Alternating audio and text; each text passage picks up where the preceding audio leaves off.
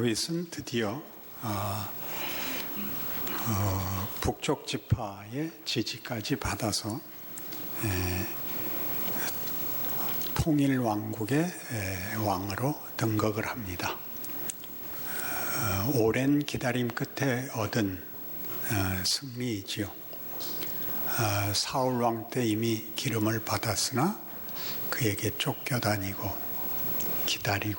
기다려서 유대의 왕이 되고 7년 반을 기다려서 이제 북왕조의 나머지 11지파의 추대까지 받게 된 셈입니다. 그래서 그는 다 합쳐서 40년을 이스라엘을 다스린 왕이 됩니다. 그리고 그가 여부스 그 원주민들이 갖고 있던 아주 견고한 성, 난공불락의 성인 시온 산성을 뺏는 이야기가 나옵니다. 그래요 그 성 이름을 다윗성으로 고칩니다.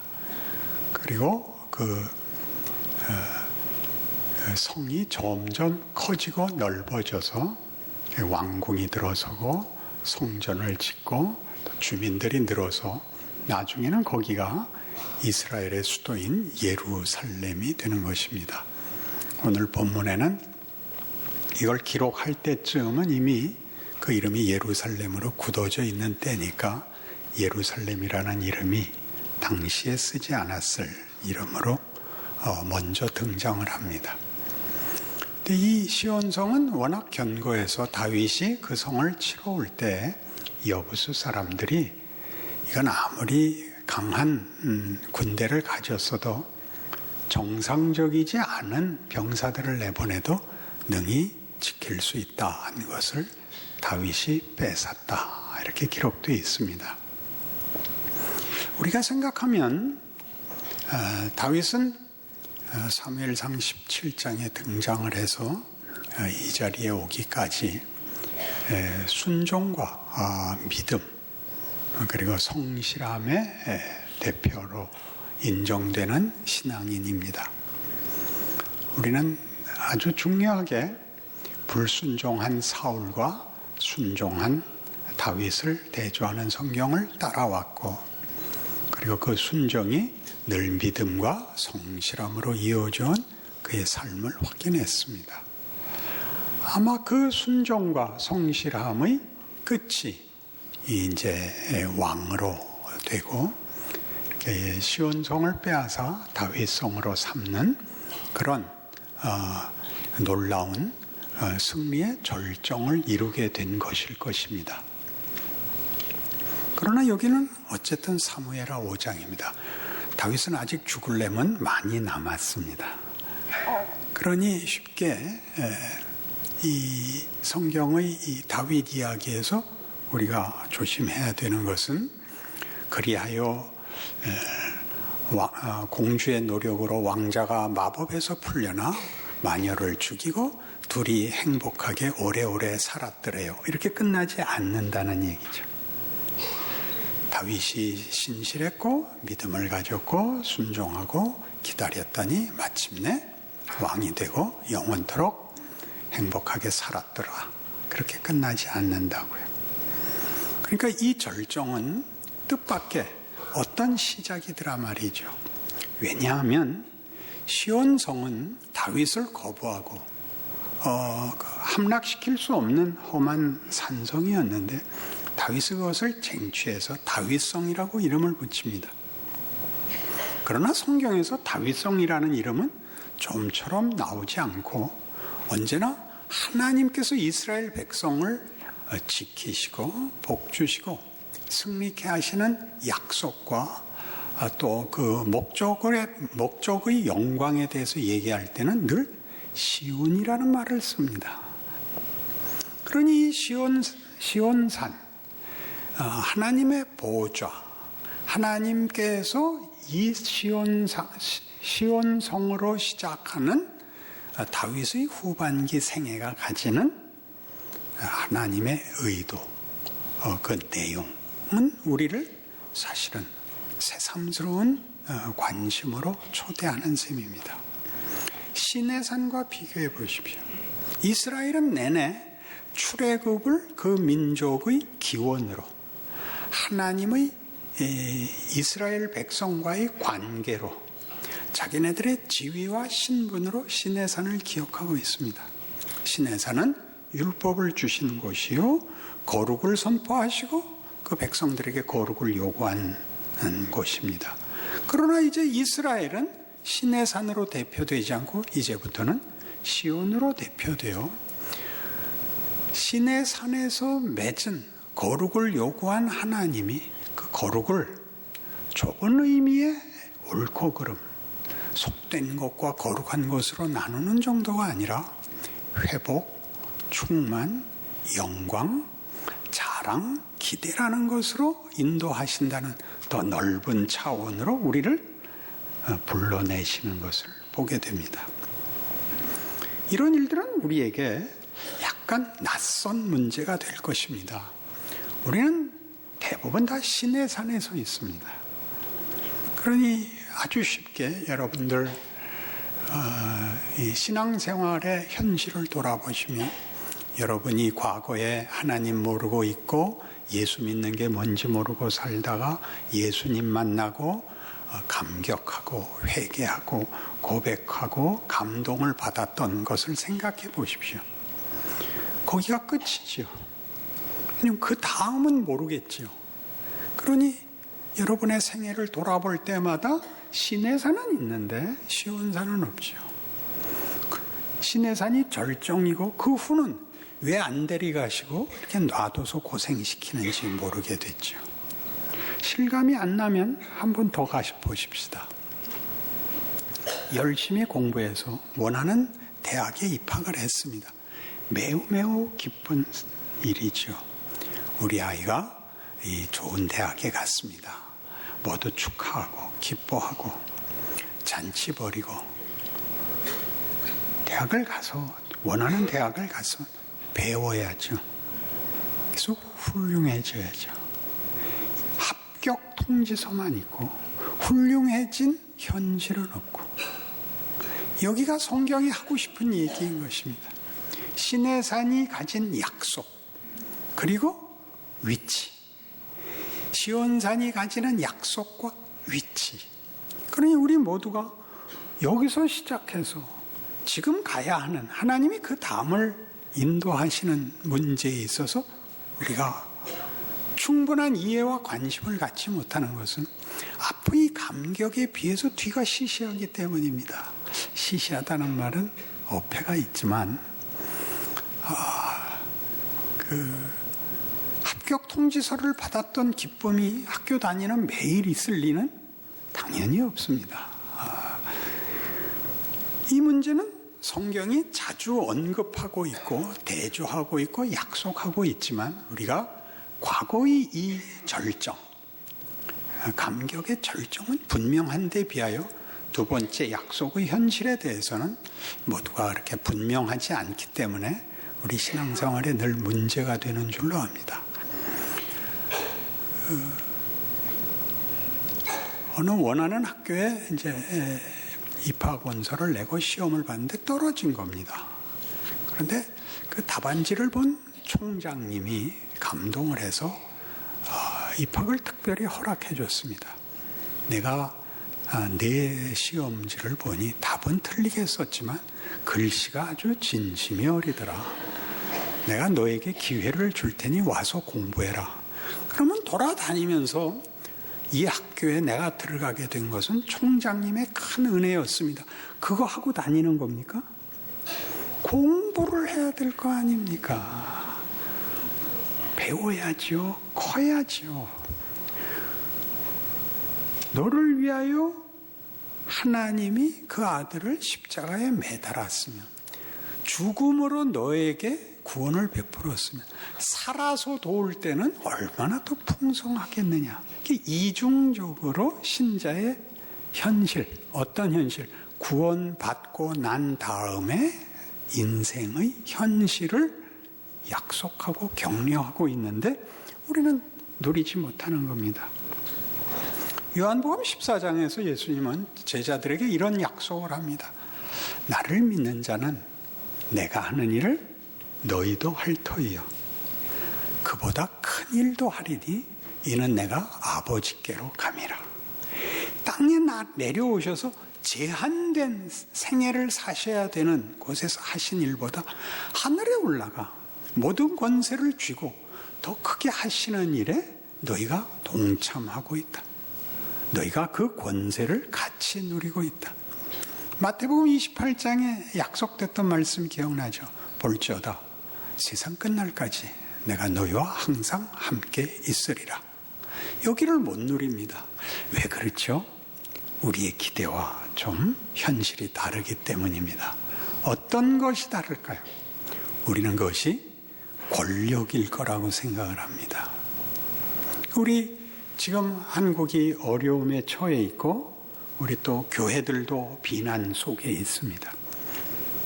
우리 생각에는 하나님이 그 아들을 십자가에 못 박아 죽이시고 우리에게 땅끝까지 약속하신 사명을 들어주신다면 지금 우리 교회가 뭐 길 것도 없이 일주일만 매일 특별 새벽 기도회, 저녁 철야 금식 기도회 해서 나라와 이 핵 문제와 교회의 영광을 위하여 기도하면 북한 핵이 모두 달나라로 올라가서 자폭을 하고 한국교회가 전부 세상 앞에 도덕성에 있어서나 그 유익함에 있어서나 그 실력에 있어서 정치, 경제, 사회, 교육, 국방 문제를 다 해결하는 기적이 일어나고 당연히 교회라는 십자가는 금칠이 될 것이요 밤에도 빛나는 다이아몬드가 될 것입니다.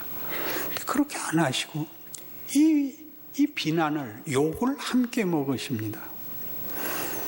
이스라엘은 출애굽이라는 커다란 사건으로 시작됐지만 그 마지막이 바벨론 포로라는 말도 안 되는 결과로 끝이 납니다.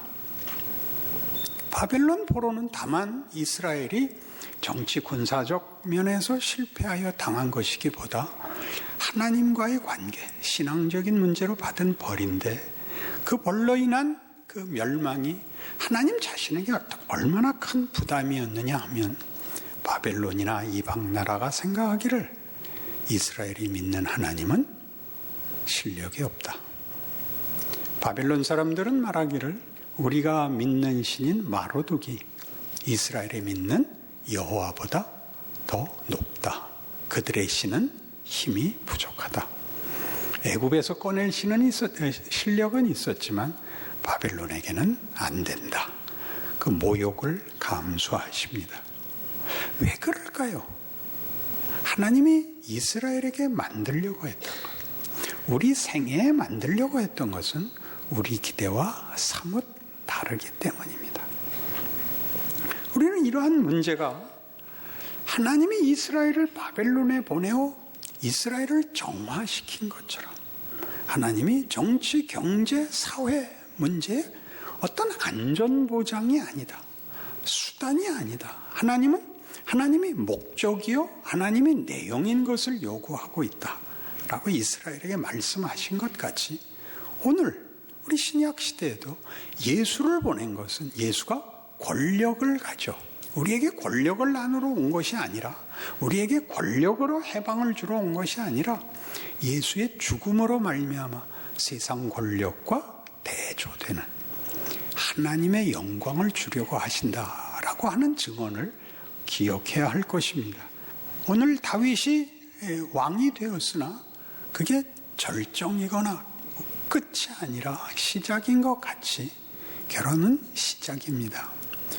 그러나 우리는 그렇게 기대하지 않고 사랑하고 모든 난관을 극복하고 신분과 가문과 무슨 혈통과 뭘 다 극복해서 사랑이 이겨서 기어코 얻어내는 행복한 결합인데 그 후는 내가 그때 눈에 뭐가 씌웠을까? 그때 왜 어머니한테 이제 항의하는 거죠. 왜 안 말리셨습니까? 말렸다. 더 말리셨어야죠. 그게 뭔가? 왜 결혼은 기대만 못한가 하는 문제입니다.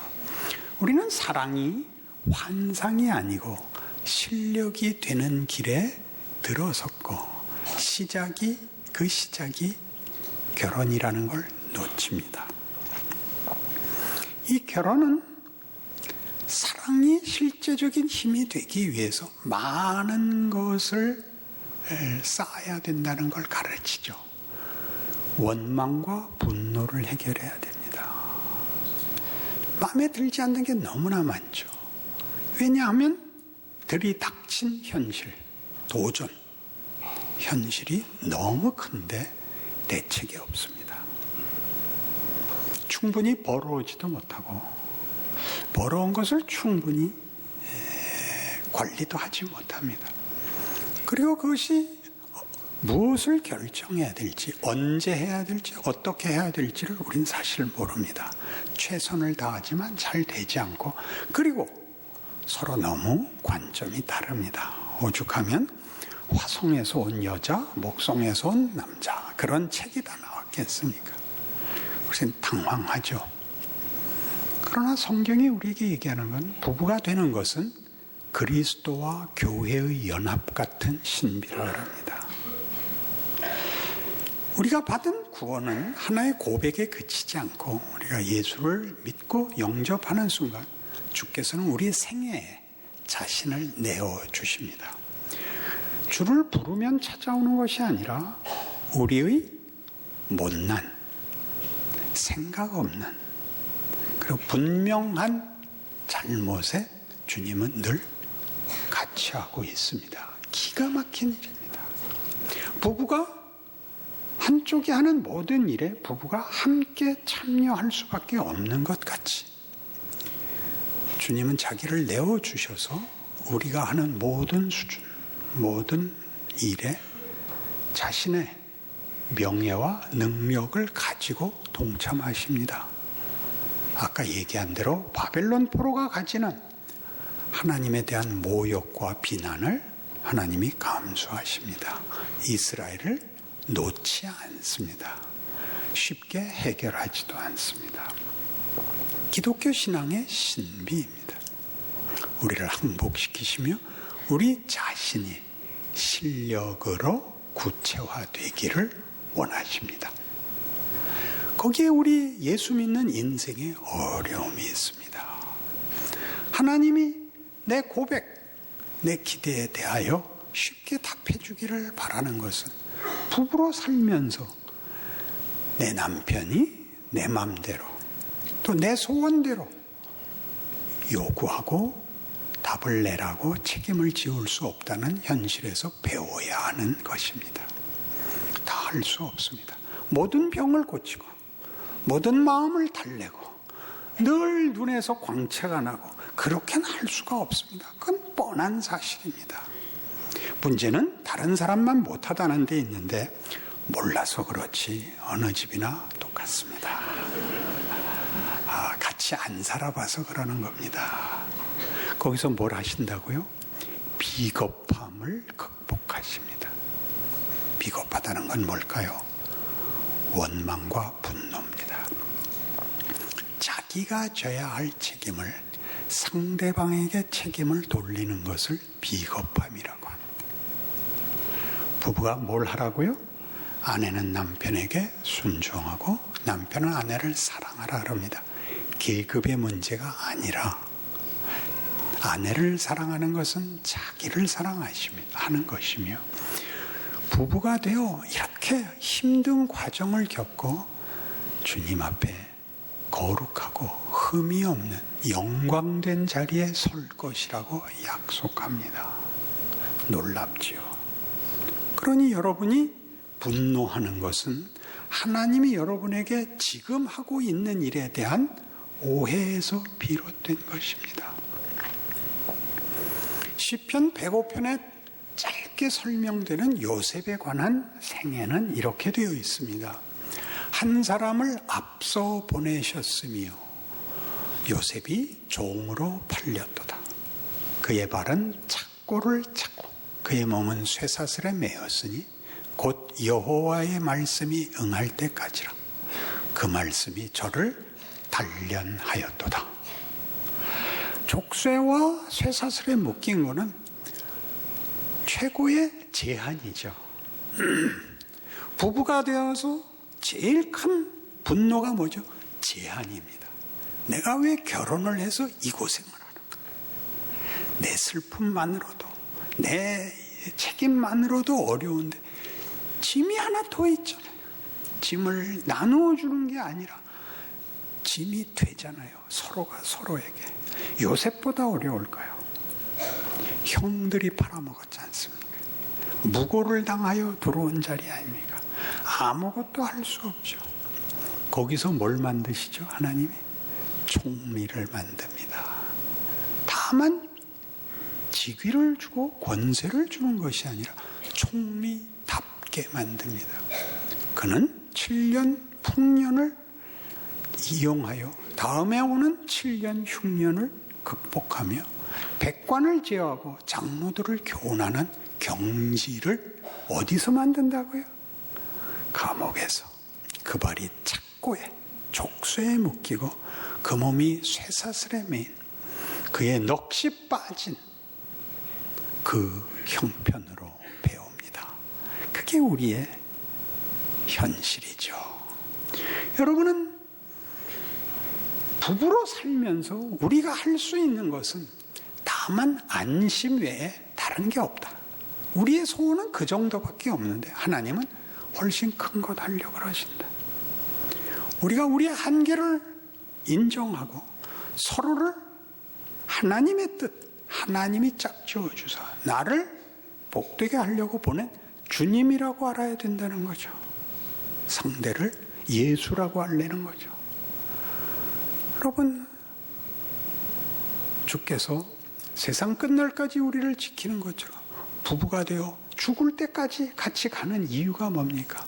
그때까지 하나님이 여러분을 놓지 않고 있고 하나님의 능력과 지혜와 약속으로 지키고 있다는 표라고 합니다. 그러니 우리는 이제 다윗의 말년에 대하여 새로운 기대를 갖고 접근할 수 있습니다. 그의 후반기는 재미없습니다. 그러나 현실입니다. 거기서 무엇을 만드는지를 보게 됩니다. 기독교 신앙은 오늘 우리의 안심을 만들어내거나 어떤 기계적 장치를 만드는 것이 아니라 하루만큼 하나님이 우리를 키우시는 자리인 것입니다. 뭘 키운다고요? 하나님이 우리 안에 만드시는 하나님의 형상입니다. 인내와 헌신을 만들어내고 용서와 감사를 만드는 명예로운 존재를 만듭니다. 감사를 하는 건 넉넉해서가 아닙니다.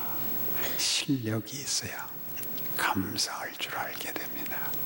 이 명예와 영광을 매일 단련받고 시험받고 훈련받고 드디어 여러분 안에 하나님이 만족할 만큼 크게 만들 때까지 절대 졸업시키지 않는다. 그 사실을 기억한다면 우리의 신앙생활과 기도는 더욱 놀라워질 것입니다.